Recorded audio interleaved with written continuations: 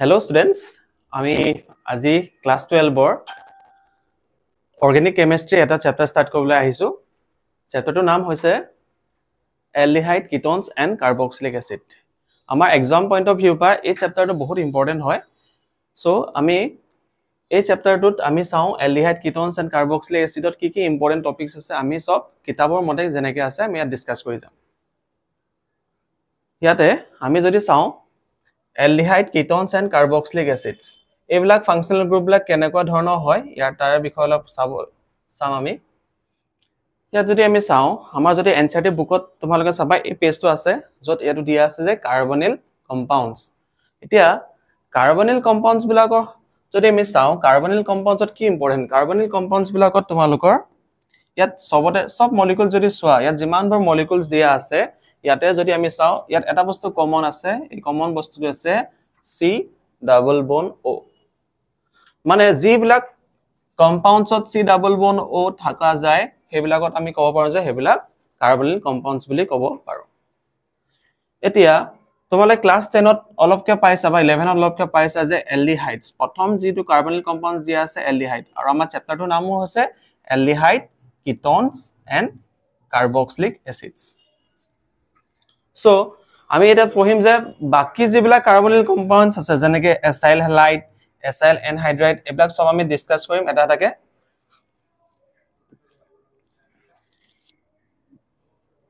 আৰু দুটা আছে তাৰে আছে কাৰ্বনিল কম্পাউণ্ডছৰ ভিতৰত এস্টাৰ আৰু এমাইডছ। যদি আমি চাও এইবিলাক কাৰ্বনিল কম্পাউণ্ডছৰ এটা কমন বস্তু আছে যে ইয়াতো আমাৰ C ডাবল বন O দিয়া আছে। সো তোমালোক হয়তো বুজি পাইছা যে যিবিলাক কম্পাউণ্ডছত এনেকে C ডাবল বন O থকা হয় এটাক আমি কাৰ্বনিল কম্পাউণ্ডছ বুলি কওঁ সাধাৰণতে।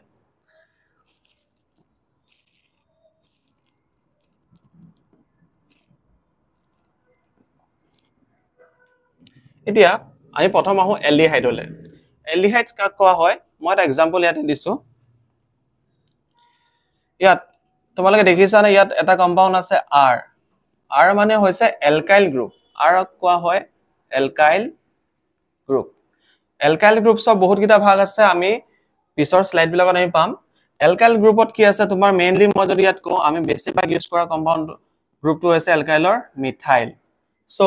ইয়াতে আমি এনে কম্পাউণ্ড বনাব মিথাইল ইউজ যদি কৰো আমি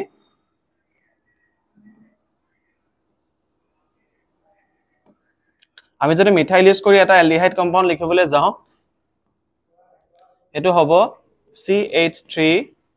C ডাবল বন OH এটো এটা এলডিহাইড আৰু ইয়াত কেটা কাৰ্বন আছে আমাৰ দুটা কাৰ্বন আছে ইয়াক কোৱা হয় ইথানেল। আমি নমেনক্লেচাৰ নেক্সট স্লাইড বিলাকত আমি নমেনক্লেচাৰ পঢ়িব পাৰিম।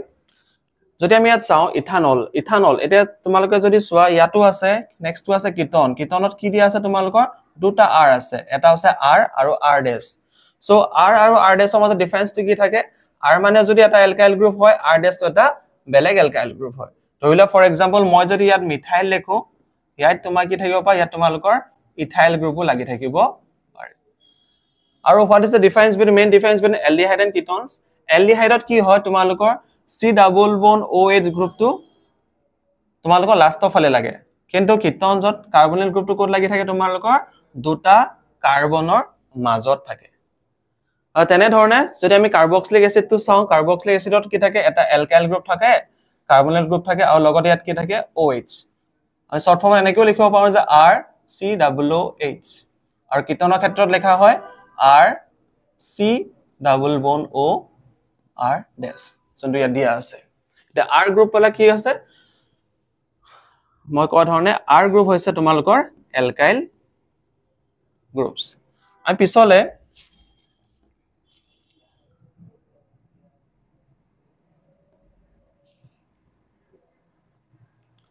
পিছৰ চেপ্টাৰ বিলাকত পিছৰ স্লাইড বিলাকত আমি এটো পাম এলকাইল গ্ৰুপছ কি আছে। ইয়াতে মই বিভিন্ন ধৰণৰ এলকাইল গ্ৰুপছ তোমালোকক লিখি দিছো কমনলি আমাৰ ইউজ হোৱা এলকাইল গ্ৰুপছবিলাক এইবিলাক আমি ডিসকাস কৰিম নমেনক্লেচাৰত।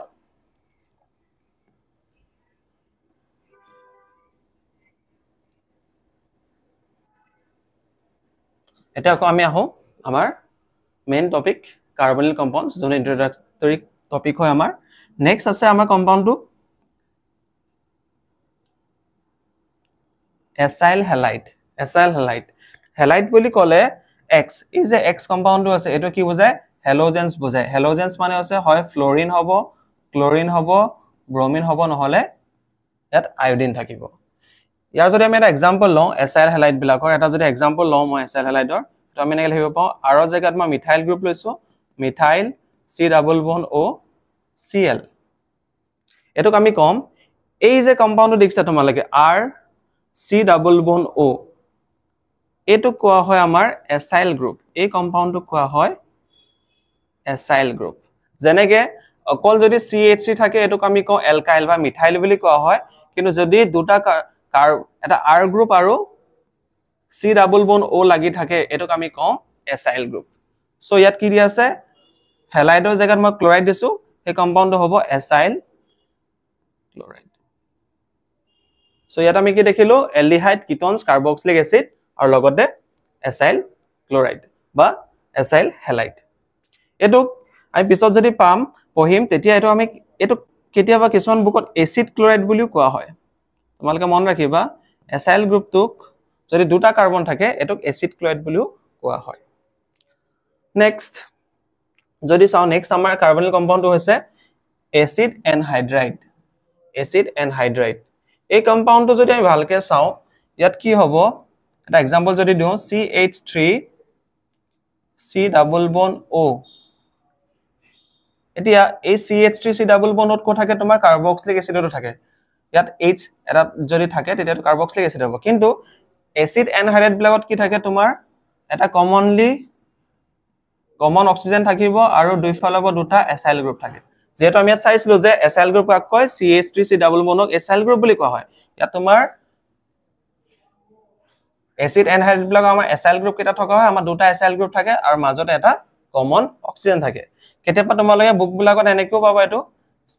RCO হোল টুৱাইস O শৰ্টকে এনেকেও পাবা ইয়াত মানে তোমালোকৰ R আৰু CO মানে কি আছিল এসাইল গ্ৰুপ আছে এসাইল গ্ৰুপ কেটা আছে আমাৰ দুটা আছে আৰু লগতে এটা কমন অক্সিজেন আছে হেটো আমাৰ বাহিৰত লেখা হৈছে সো মই ভাবিছো তোমালোকে বুজি পাইছা যে কাৰ্বনিল কম্পাউণ্ডছৰ মেইন প্ৰথম পাঁচটা কি আছে এলডিহাইড কিটোনছ কাৰ্বক্সিলিক এসিড হেলাইড আৰু এসিড এনহাইড্ৰাইড আৰু দুটা আছে হেটো আমি নেক্সট স্লাইডত চাও আৰু এই বস্তুবিলাক আমি আকৌ ফাৰ্দাৰ যেটা নমেনক্লেচাৰ পঢ়িম বা কমন নেম পঢ়িম তেতিয়া আমি বস্তুবিলাক ভালকে ডিটেইলছত ডিসকাস কৰিম নেক্সট আমাৰ আৰু দুটা কাৰ্বনিল কম্পাউণ্ডছ আছে প্ৰথমটো হৈছে